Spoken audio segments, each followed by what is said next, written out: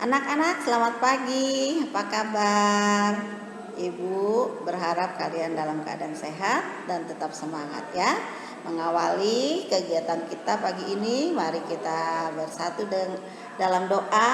Anak-anak lipat tangan, walaupun di rumah kita bisa berdoa bersama-sama. Ibu pimpin dalam doa ya. Bapa di surga, terima kasih. Hari ini kami boleh dapat lagi belajar online Tuhan. Biarlah Tuhan yang terus memimpin kami di sepanjang aktivitas belajar kami. Tuhan karuniakan kepada kami hikmat-Mu, kepandaian sehingga kami boleh menjadi anak-anak yang berhasil. Terima kasih Tuhan, kami serahkan sepanjang hari ini kami mau belajar bersama dengan Tuhan. Di dalam nama Tuhan Yesus Kristus kami berdoa. Haleluya. Amin. Ya, anak-anak, inilah yang akan kita pelajari hari ini. Ada muatan IPA mengenai faktor penyebab gangguan pernapasan ya, dan juga informasi yang dapat kita buat menjadi peta pikiran ya. Anak-anak, kita mulai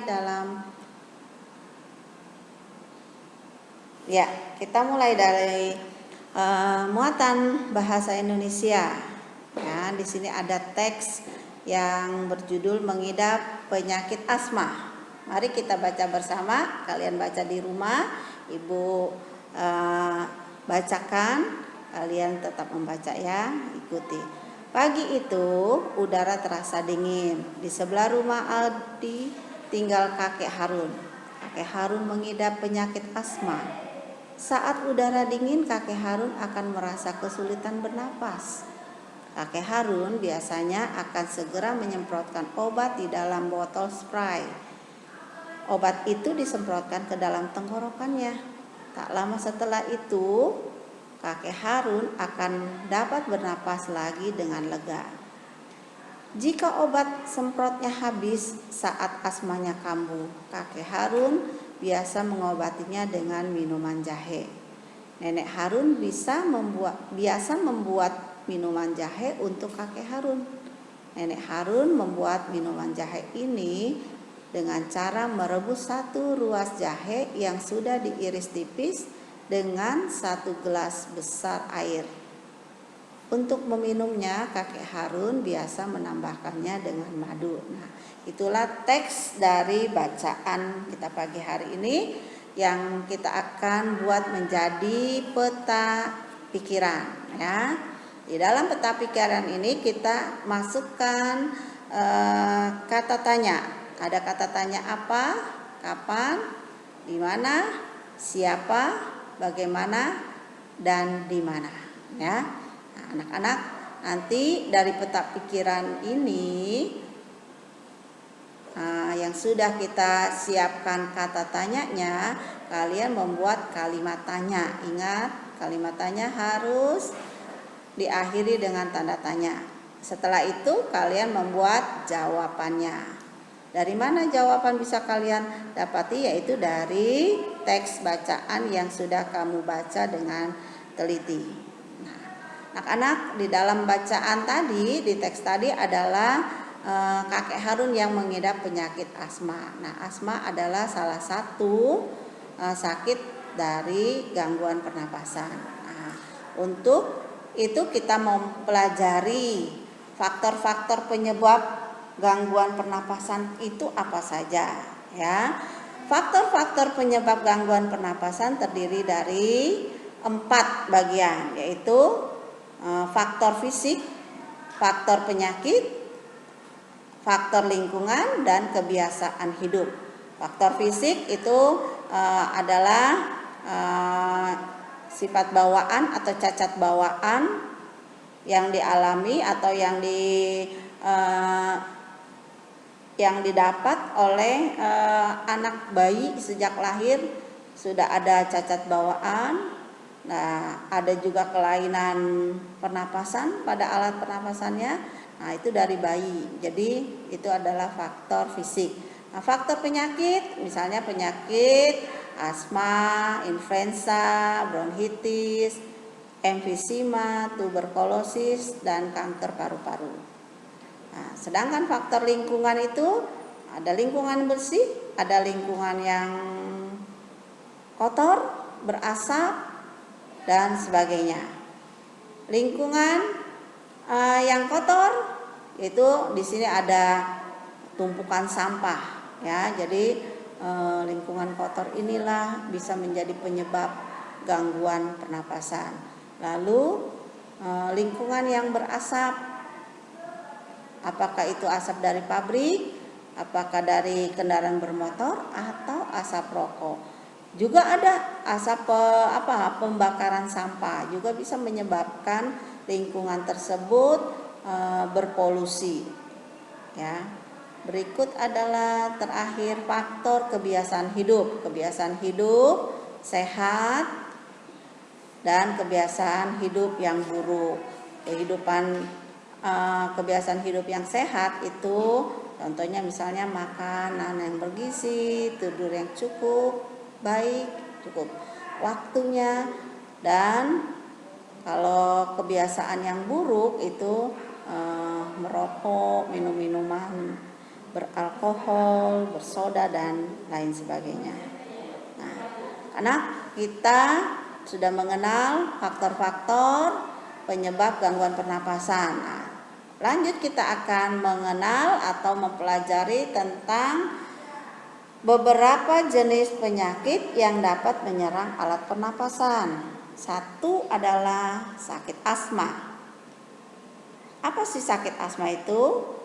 Sakit asma adalah gangguan pernapasan karena saluran pernapasan menyempit. Akibatnya penderita sulit bernapas.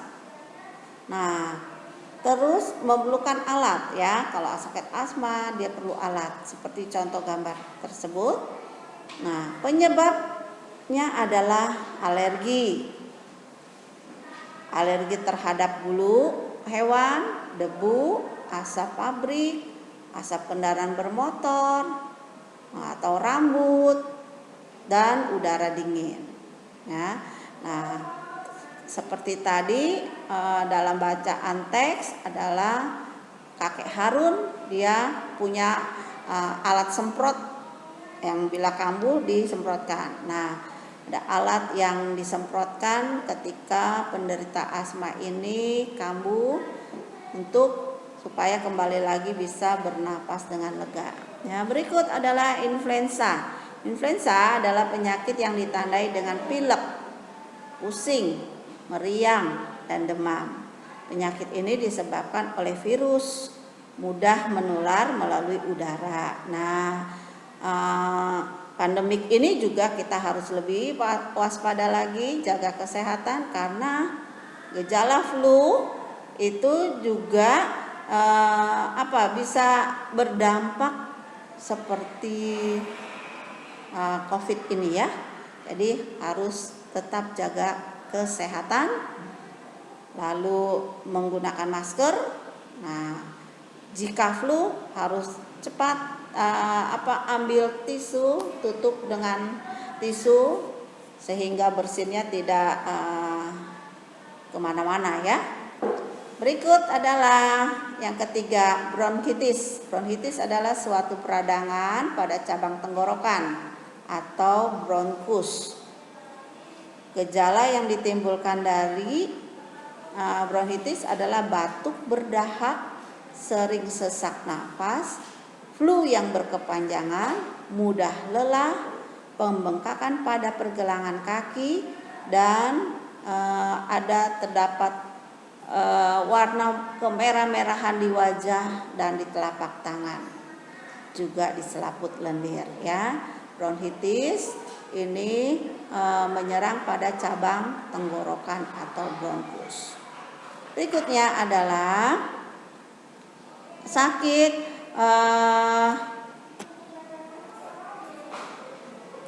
tuberkulosis atau TBC. Adalah penyakit yang disebabkan oleh bakteri Mycobacterium tuberculosis. Paru-paru yang terserang bakteri tersebut, pada bagian alveolus terdapat bintil-bintil, Ya, jadi seperti ada luka-luka bintil-bintil di alveolusnya. Nah, penyakit ini menyebabkan proses difusi oksigen terganggu karena adanya bintil-bintil kecil pada alveolus. Sehingga ya sel-sel yang ada di alveolus itu akan mati dan membuat paru-paru menjadi mengecil. Lalu ada penyakit emfisema. Penyakit emfisema adalah penyakit pada paru-paru yang ditandai dengan pembengkakan pada paru-paru karena pembuluh darahnya kemasukan udara. Gejala yang ditimbulkan adalah nafsu makannya menurun, ya, nggak mau makan atau nafsu makannya menurun, sesak napas dalam waktu panjang, lalu disertai dengan batuk kronis. Ya.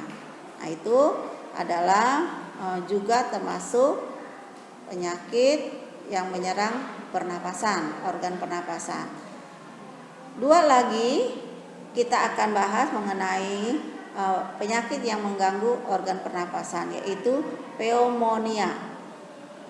Pneumonia atau yang biasa disebut dengan radang paru-paru merupakan peradangan yang karena ada infeksi, ya, merupakan peradangan akibat infeksi.